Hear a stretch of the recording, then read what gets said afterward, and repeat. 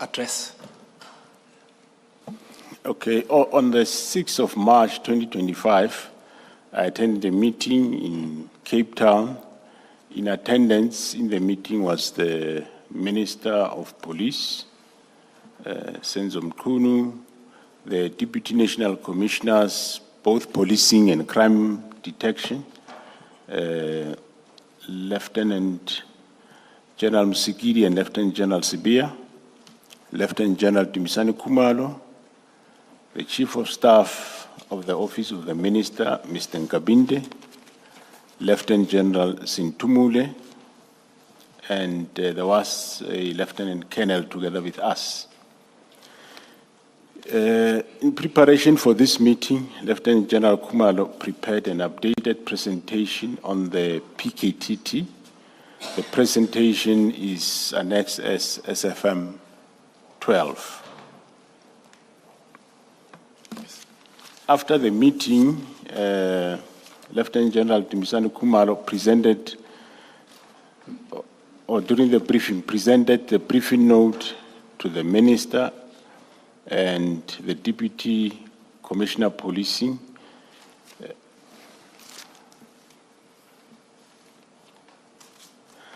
After Lieutenant General Kumalo presented the briefing note to the Minister, the Deputy Commissioner Policing and I, in other words, he was presenting. So after the presentation, myself and the Deputy of Policing were in favor that the plan by the Deputy National Commissioner for Crime Detection and the Chief of Staff.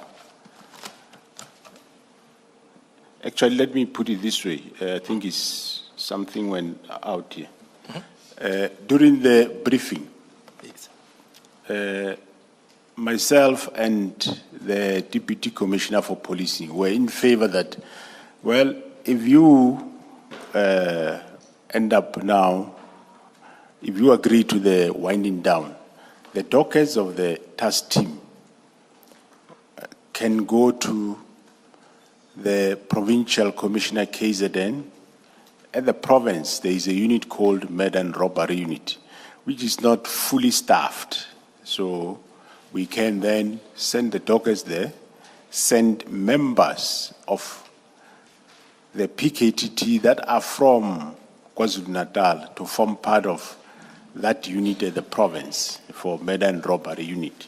So that's where I'm saying then the Deputy Commissioner for Crime Detection, Lieutenant General Sibia, and the Chief of Staff, Mr. Nkabinde, were against that plan,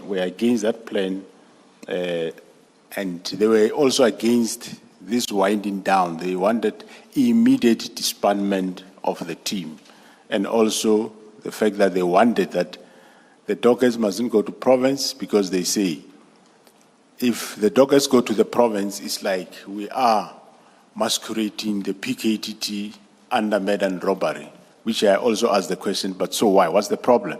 What is this eagerness to disband so fast, and you don't even want to see the members together? And they emphasize that no, dockets must go to the police stations of origin. Yesterday, you dealt with part of the contents of Annexure SFM 12. Just to remind the commissioners, you dealt with 411 to 413. Remember when you asked the question of the 333 dockets, to say where does that come from eventually? And you took the commission through the 333 and how you eventually get to 612. That's correct, Commissioner.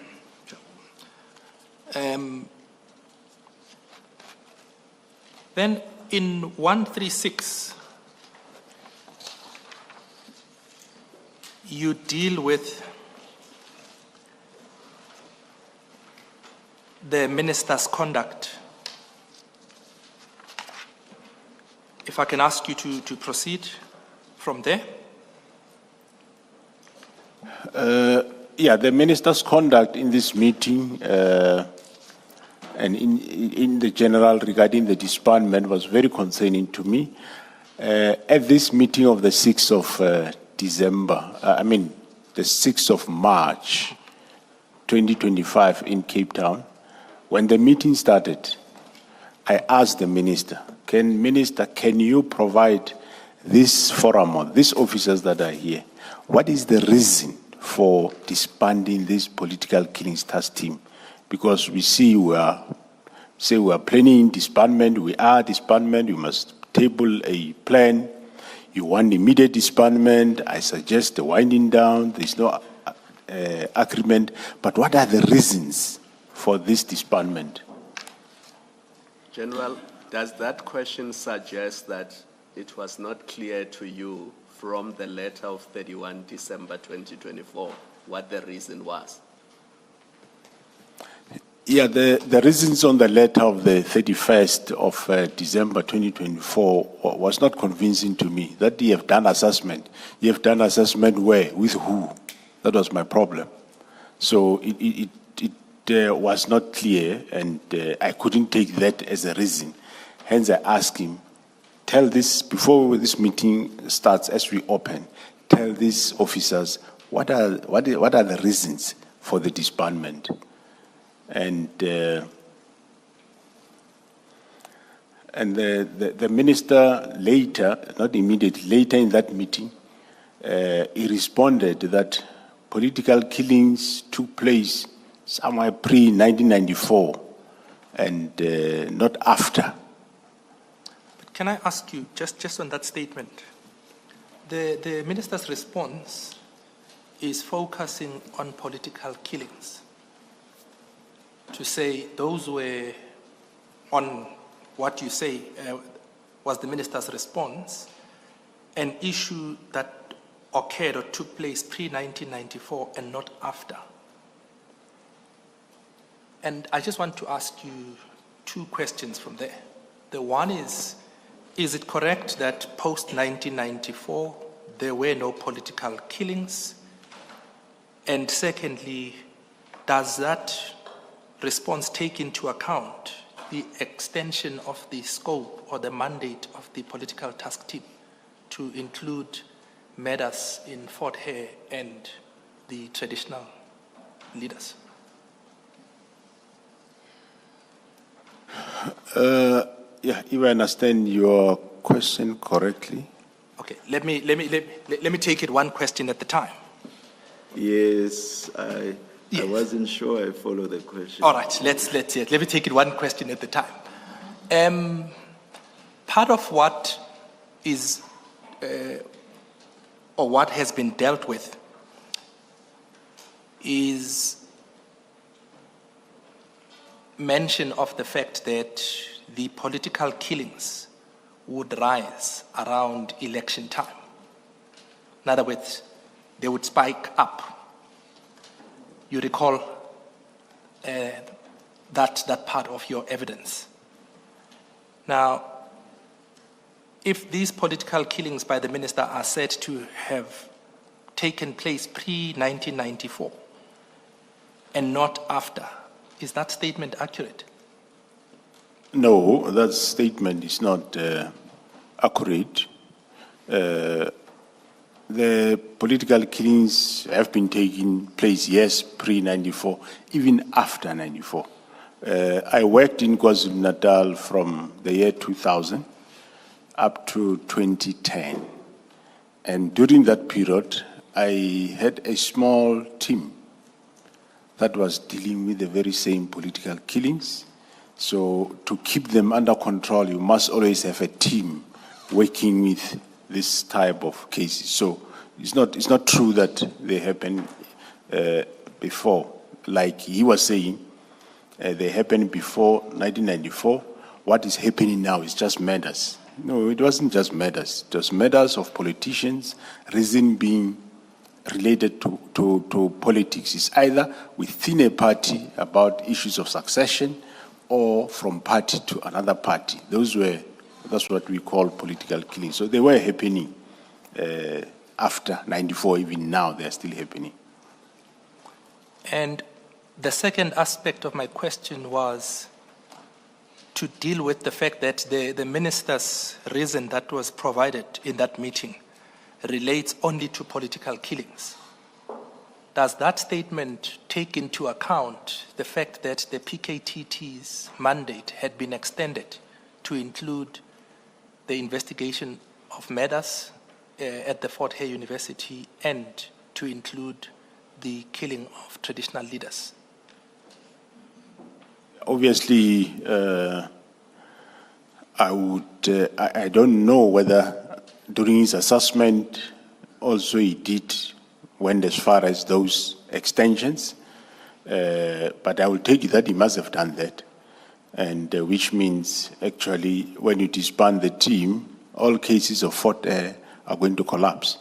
But I wouldn't know, but whether he had went as far as that or taken that into account, that the PKTT was not only doing political killings in KZN, its mandate was extended to Eastern Cape Fort Hare University and subsequently also in KwaZulu-Natal to investigate traditional leaders' killings. So I wouldn't know whether you have done that.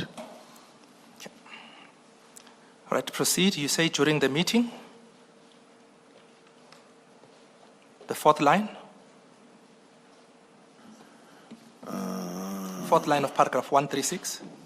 Fourth line. During the meeting? Yeah, during the meeting, the presentation of Lieutenant General Dumisani Khumalo was partially accepted. Can I just ask you to explain that? What does that mean? By partially accepted, I mean that, remember at this meeting we are going to present a plan which would have been signed off by the minister. So because there were matters in the presentation that were not agreed to by the minister and other parties. For example, one of them was that dockets must go to murder and robbery of the province, and there was those that were against to say they must go, especially General Sibia and Gabinde, that they must go back to station of origin. So that has to be amended. And also, during this meeting, it was asked then, how far is this team then going to go on with its lifespan? I said, well, as long as the work is there, it will go on. Then it was a no-no, even by the minister, that no. The team's lifespan cannot go beyond 2025. It must end in 2025. So those were some of the critical amendments that made the plan not to be accepted, but partially accepted. The wind down was partially accepted, but that go and change those things to make sure that the team go as far as this current, its lifespan goes to as far as this current 2025. So the partial acceptance is at least that there was no immediate disbandment, but the winding down had to be completed in the year 2025. That was correct. And yeah. Nevertheless, yes, the meeting concluded that... General, before you go to nevertheless, in your experience and your operating procedures and command structures, is it the role of the Chief of Staff in policing matters and policing decisions? What is it? Is it regulated? Do they participate in decisions about policing matters? Well, as far as I know, I don't think it's regulated anywhere. You'll find those that don't participate. You'll find that those that participate very less. You'll find those that participate full-time, as if they are extension of the minister. Is your answer that well, maybe let me ask the question rather. Was it usual for Mr. Nkabinde, the Chief of Staff, to be participating in this kind of decision and taking a position, as you say he did, that the dockets should go to the stations? Was it usual for that to happen? Not usually. In other meetings, he might participate very little. But yeah, this one he was participating fully. I mean, there was no irregularity. It's not irregular that he participated in the way that you say he did in this meeting on a policing decision. Yeah, no, normally, now and then, they will make remarks in meetings, the chiefs of staff, they will. But here he participated quite more.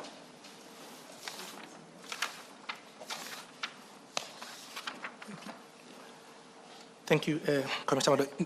Maybe let's just use an example. On page 407, remember part of what you were concerned about and you told the commission was you wanted to avoid unnecessary civil claims. You don't necessarily have to go there.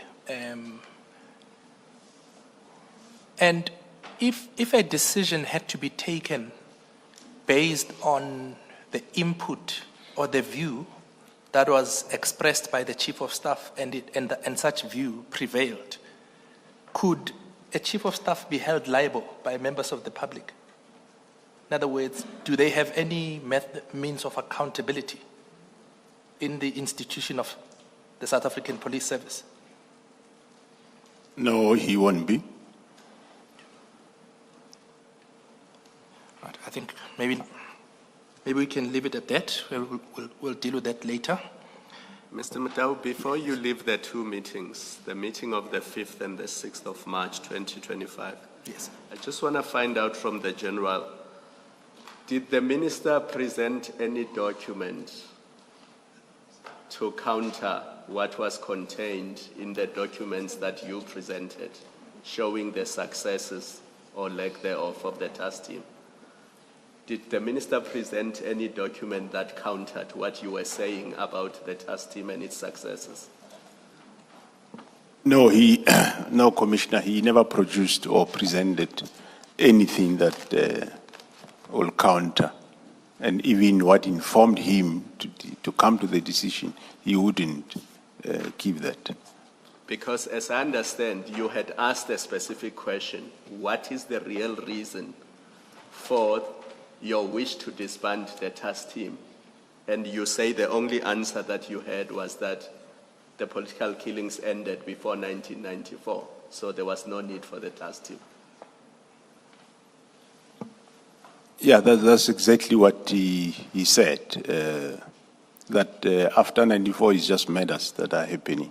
There was no document that he produced or not any presentation whatsoever. And the Chief of Staff? No, they also presented, there was nothing. They just spoke verbally.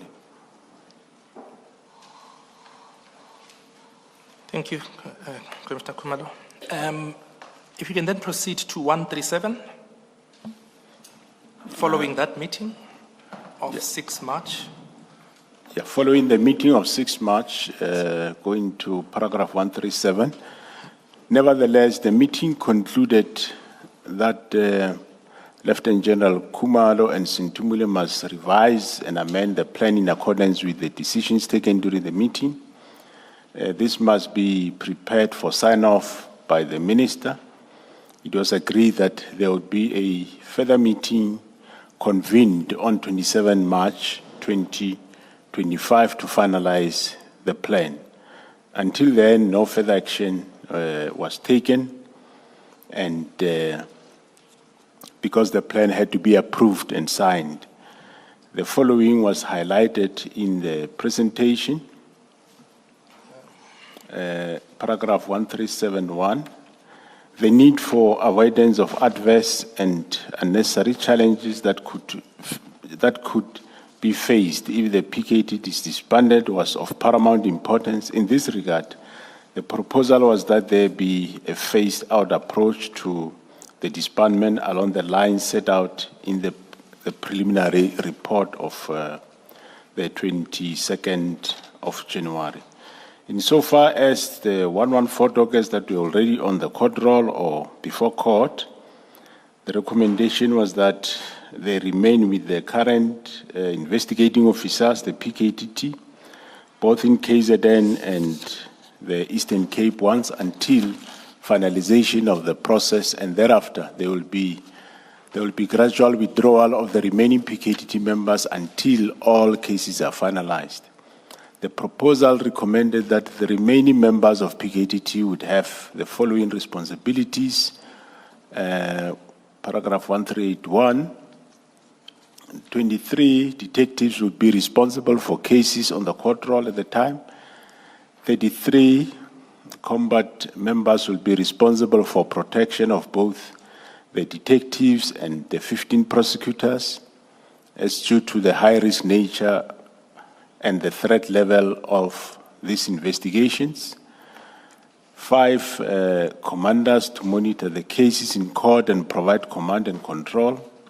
2 analysts, that is digital forensic, LCRC, and call data, to finalize analysis and Section 212 statements for cases on the court roll.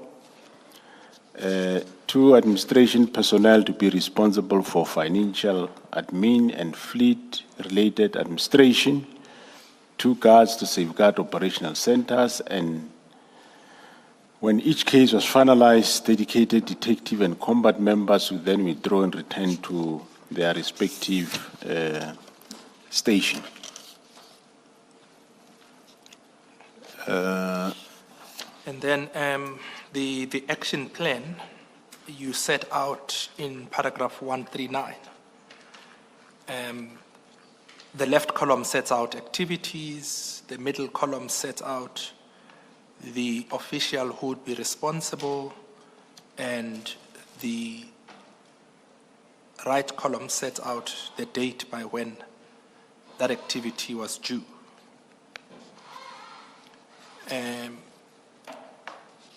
Then in paragraph 140, you deal with the meeting of 27 March. If I can ask you to take the commission through that. Yeah, on the 27th of March, a follow-up meeting was held regarding the implementation of the PKTT disbandment plan. In attendance at this meeting was the minister, the 2 deputy ministers, Lieutenant General Sintumule, Lieutenant General Sibia, Lieutenant General Kumalo, and a Lieutenant Colonel, and myself. I attach as SFM 13 the attendance list of those who were invited to the meeting. I must also. Yeah, so that's on page 418, Commissioners. Yes, you can proceed. Yeah, I must mention that for the PKTT portion of the meeting, because there was more than one meeting that day, the other attendees appearing on the attendance list were not part of this meeting that dealt with the PKTT. Further, that the Lieutenant Colonel that don't appear on the attendance list was, in actual fact, part of the meeting because she assisted in the presentation of the PKTT.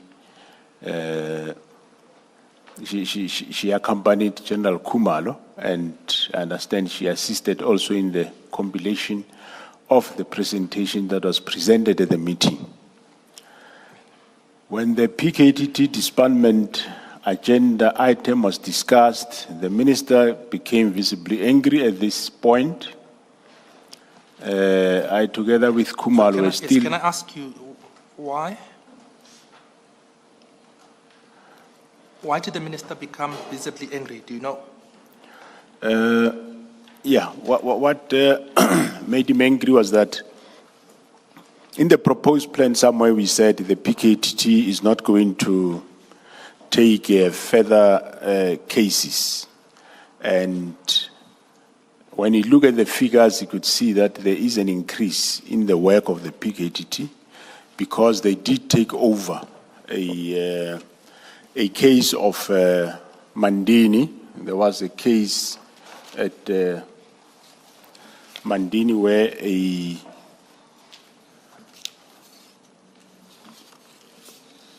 there was a case of case 30 of 2025 murder, which happened on the 4th of February. The deceased is... Sorry, 4 February 2020? 4 February 2025. The disease is Senza Kwenzege. Pendukani Mabida is an ANC councillor of Ward 18. So these dockets increased the work of the PKTT, so the minister could pick it up. And he got angry that instead of the work going down, the work was going up. And it was explained that it's because of this very same case docket, which the district commissioner the local POP members arrested 2 people for possession of a firearm. And the district commissioner suspected that maybe these people might be linked to the killing of the councillor. And he phoned the PKTT to come and take over the investigation. And after they done that, they were able to link both ballistically the firearm as well as the suspect to the murder of this councillor. So, well, the minister was angry for that. It was quite strange. Okay, what was strange about it, before I ask you the question? Okay, no, it's quite strange it was first in my career to see a minister angry that police have done a good job. Because here, police have arrested somebody that is linked to the killing of a councillor. And he was angry and that they took over this docket. They didn't make the arrest. Yes, we agree with him. They did not make the initial arrest of the people for possession of firearm. That was done by the local POP. But the PKTT was able to do further investigation, and they linked the suspect to the murder of this councillor. So that made him angry, and it made the meeting end up abruptly, and he said he will only talk to me and not talk to Kumalo and the rest. And yes, that what surprised me was exactly that how would you be angry when police did what they're supposed to do? So that I couldn't ask anybody as to why, but that remained boggling my mind forever. So if I follow what you are saying is, in the report of 22 January 2025, you referred to page 407 of Masemola 2, Roman figure 2. You said no new dockets will be taken by or allocated to the task team. But on the 4th of February 2025, after you had said in the presentation no new dockets are going to be taken, new dockets continued to be taken by the task team. Yes, new dockets, yes, the kept on. Remember also that I have never, since I got this letter of the minister of the 31st of December 2024, I've never communicated any directive to either Kumalo or the provincial commissioner of KwaZulu-Natal to disband the team. On my side, I was managing this, yes, doing these plans and saying, well, until this disbandment plan is signed, so there is no communication I'm going to give to KwaZulu-Natal to stop the work. So hence the district commissioner then phoned the team and that they went and took that docket. So there were nothing wrong with them because I never sent them any letter to disband the team. So yes, they kept taking on the work. General, did you consider, I mean, the minister would, if he was angry, he will come and explain why he was angry. Did you consider perhaps that he may have gotten angry or been angry because he considered that the increase in dockets indicates a defiance of his instruction? Is that a possibility that you would consider? Yeah, well, I did consider that. That's how he considered, yes. And he said further he will engage with me, so I was waiting for him to engage. I did think it in that line. But the fact of the matter is, well, whether I disband the team or don't disband the team, here you have police that have linked suspect with the killing of a councillor. Shouldn't you, despite being saying, no, this team must be disbanded, but shouldn't you appreciate that? Now you are angry that they still exist, they even made further success. I mean, why do you have police? Are you not having them to fight crime? Perhaps if you could go back to paragraph 38 of your statement, where you deal with section 2053. Paragraph, sorry, Commissioner. 38 of your statement. Is that not perhaps the point that you are making?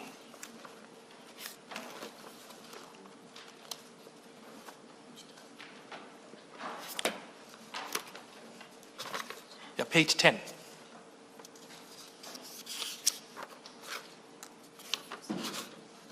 Paragraph 38.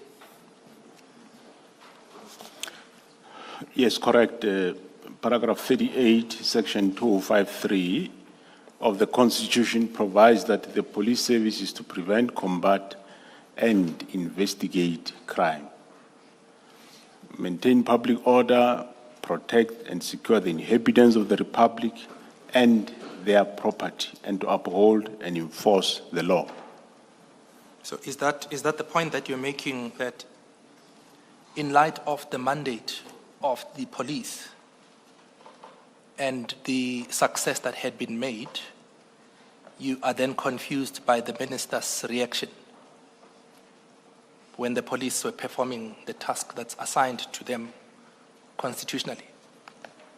That is correct, Commissioner. So yes, so well, they did exactly what is required of them by the Constitution, and it's expected that any action that the minister takes and myself should support, or whatever the minister does must support this section 2053 and not the other way around.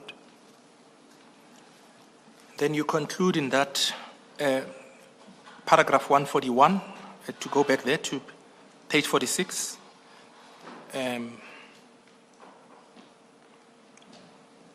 after you deal with that fact, which you say angered the minister based on the statistics, and you say the conclusion was that the minister said he's not going to talk to any of the team members, but he was only going to talk to you. You what paragraph, Commissioner? Yeah, remember in 141 you dealt Yes. with the minister's reaction, Correct. and then you said earlier that the minister indicated that he was not going to deal with any other member of the PKTT, but he would communicate with yourself. I'm referring That's to your correct. earlier evidence. Yes, that's correct, Commissioner. Then if I can ask you to proceed to para 142. 142, at some point during the meeting, the minister stated that he did not understand why we were so adamant that the PKTT must not be disbanded. Then he said that the president is in agreement that the PTT be disbanded. I was quite taken aback by his revelation, since it was the president who, knowing about the effectiveness of the PKTT, had requested the PKTT to deploy to assist with the Forte cases, murder investigations. Moreover, the president, in our last briefing on the PKTT, was satisfied with the performance. Of course, it's him saying it, so I wouldn't know whether what he's saying is true or not. But do you have any reason not to believe what the minister said to you when he said that the president was in agreement that the PKTT be disbanded? Do you have any reasons or fact to contradict that statement? Yeah, I do have reasons, because when I briefed the president on the 1st of February, he was quite surprised. Sorry, that which year? When you briefed the president on the 1st of February of which year? 1st of February 2025. Yes. He was quite taken aback when I briefed him that this team is being disbanded, and with no reasons given. And he was quite taken aback, and he said he will speak to the minister.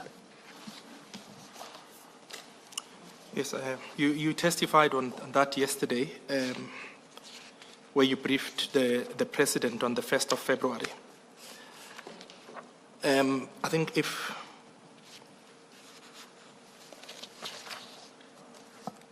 we can just take it from what you've stated in paragraph 142 to then continue in paragraph 143. Perhaps let's start there after the tea adjournment, Mr. Mutau. Let's resume at 11:15. Let's adjourn. Thank you.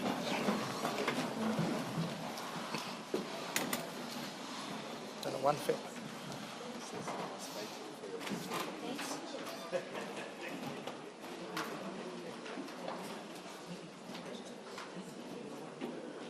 Nothing. Sure, I would do honestly.